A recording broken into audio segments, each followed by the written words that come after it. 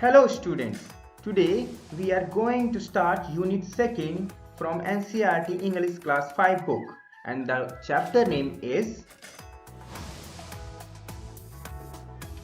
Flying Together. So let's begin. Flying Together. This is the title of our chapter. What are some of things your parents and teachers tell you to do on time? ऐसी कौन सी चीजें हैं जो आपके parents और teachers time पर करने को कहते हैं? Get up in the morning, do the homework, pack your school bag. क्या यही सब बातें कि अपना काम जल्दी कर लीजिए, सुबह जल्दी उठो, अपना स्कूल बैग पैक कर लो? What happened when you didn't do as they asked to do? लेकिन क्या होता है जब आप ऐसा नहीं करते हैं? आपको उसका रिजल्ट भी भुगतना पड़ता है, या तो आपको डांट सुननी पड़ती है या कोई नेगेटिव रिजल्ट मिलता है. So let's start this wonderful story. Deep in a forest stood a very tall tree. Its leafy branches spread out like strong arms. एक घने जंगल में एक ऊंचा पेड़ था. इसकी घनी शाखाएं मजबूत भुजाओं की तरह फैली हुई थीं. This tree was the home of a flock of wild geese. They felt safe there. One of the geese was a wise old bird. यह जो पेड़ था वो जंगली गीज के समूह का घर था. वे यहाँ बहुत सेफ और सुरक्षित महसूस करते थे. और इन्हीं गीज में से एक गूज बहुत ही समझदार लेकिन थोड़ा बूढ़ा था. Here is the word geese. What is the meaning of this word? Let's find out. Here are two pictures, a duck and a goose. These are different birds. How are they different? Let's read it.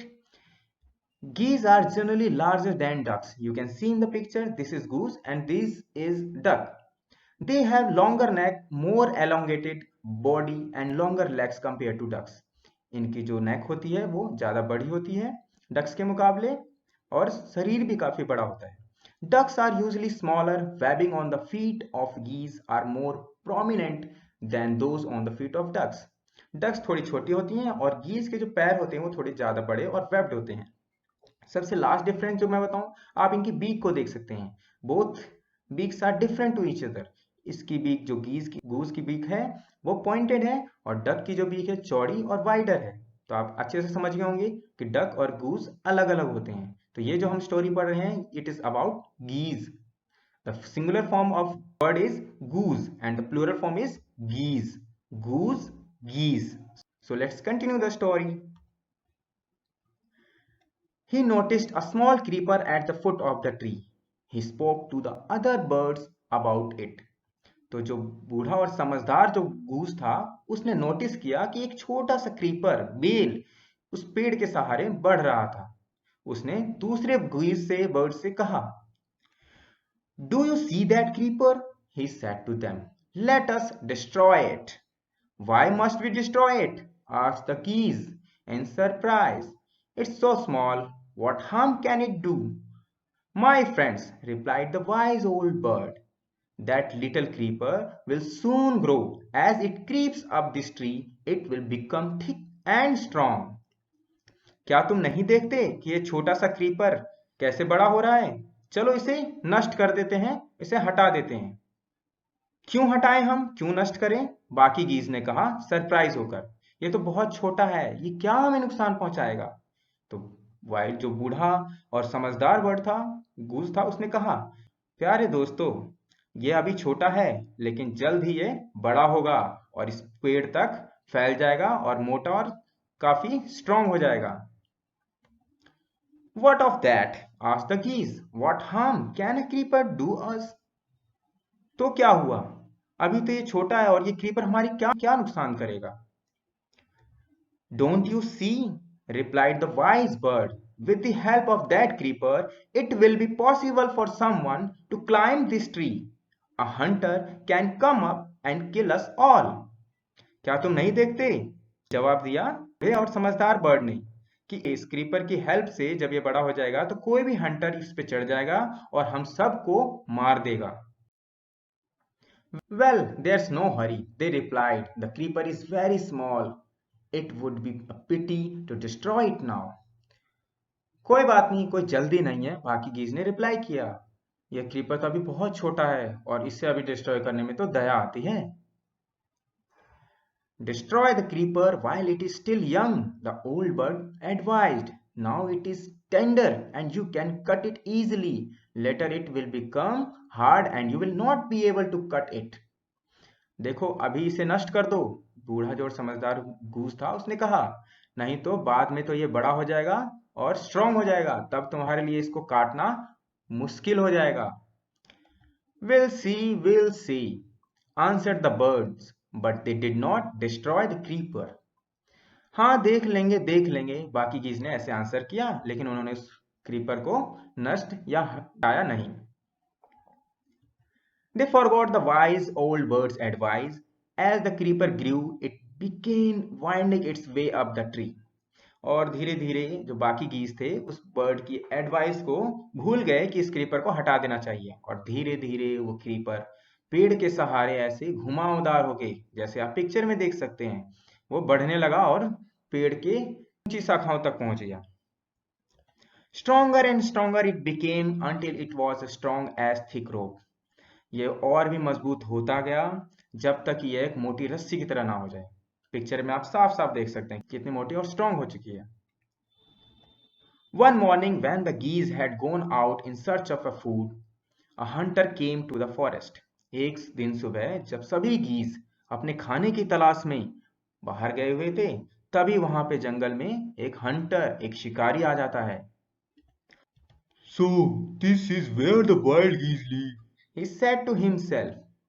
When they come back in the evening, I shall catch them.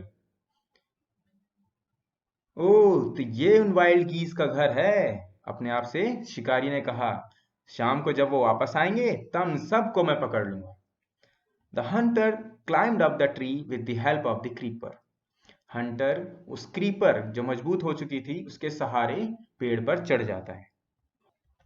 He got to the top and spread his net there. Then he climbed down and went away. उस creeper के सहारे शिकारी top तक पहुंच जाता है tree पर और अपना जाल बिछा देता है, और उसके बाद उतर जाता है और वहां से चला जाता है। In the evening the geese returned home. They did not notice the net. As they flew into the tree, they were trapped. They struggled hard to get out but could not.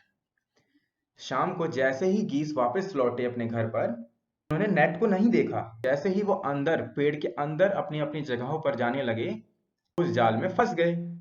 उन्होंने बहुत कोशिश की कि जाल से निकल जाएं, लेकिन नहीं निकल सके। Help! Help! cried the geese. We are caught in the hunter's net. Oh, what shall we do? बचाओ बचाओ! बाकी सभी गीज चिल्लाए कि हम एक शिकारी के नेट में फंस गए हैं, अब हम क्या करें? Don't make a fuss now, said the wise old bird. Long ago I told you to destroy the creeper, but you did not. अब परेशान मत हो, अब ज्यादा चिल्लाओ मत, बूढ़े और समझदार बर्ड ने कहा। बहुत पहले ही मैंने तुमसे कहा था कि इस क्रीपर को डिस्ट्रॉय कर दो, लेकिन तुम तो लोग मेरी बात नहीं माने। Now see what has happened. Tomorrow morning the hunter will come back and kill us all. अब भुगतो, देखो क्या हो गया। सुबह सुबह हंटर आएगा और हम सबको मार देगा। We were foolish, wept the birds. We are very sorry we did not listen to you. Please tell us what to do. हम मूर्ख थे, सभी गीज रोने लगे। हमें माफ कर दो, हमने तुम्हारी बात नहीं सुनी। अब जल्दी बताओ, प्लीज बताओ कि हमें अभी क्या करना चाहिए। Then listen carefully, replied the wise old bird. When the hunter comes, you must all pretend to be dead. Just lie still. The hunter will not harm dead birds. तो ध्यान से सुनो, बूढ़े और समझदार बर्ड ने सबसे कहा। जब वो हंटर वापस आएगा तो हम सबको मरा हुआ प्रिटेंड करना है, अपने आप को ऐसे दिखाना है कि हम मर चुके हैं। जस्ट लाई स्टिल, बिल्कुल शांत पड़े रहना। डर मरे हुए पक्षियों को कोई नुकसान नहीं पहुंचाएगा, क्योंकि उसे कोई खतरा नहीं होगा कि हम भाग जाएंगे। He will throw us to the ground. It will then be easy for him to climb down, collect the dead birds and take them home. वो हमें एक एक करके नीचे ग्राउंड पर फेंकने लगेगा, क्योंकि उसके लिए मरे हुए पक्षियों को इकट्ठा करके ले जाना बहुत आसान होगा। When the last of us has been thrown down, we must quickly get up and fly away. और जब हम में से सारे नीचे फेंक दिए जाएंगे तो हमें तुरंत उड़ना है और उड़ जाना है। In the morning, the hunter came to the tree and climbed up. He looked at the geese in the net. अगली सुबह जब हंटर वापस आया तो उस पेड़ पर उसने चढ़कर देखा कि सभी जो गीज हैं उसमें फंसे हुए हैं। They are all dead, he muttered to himself. ये तो सभी मर चुके हैं, वो अपने आप से बड़बड़ाया। He threw them out of the net one by one. उसने सभी को एक एक करके नीचे फेंकना शुरू कर दिया।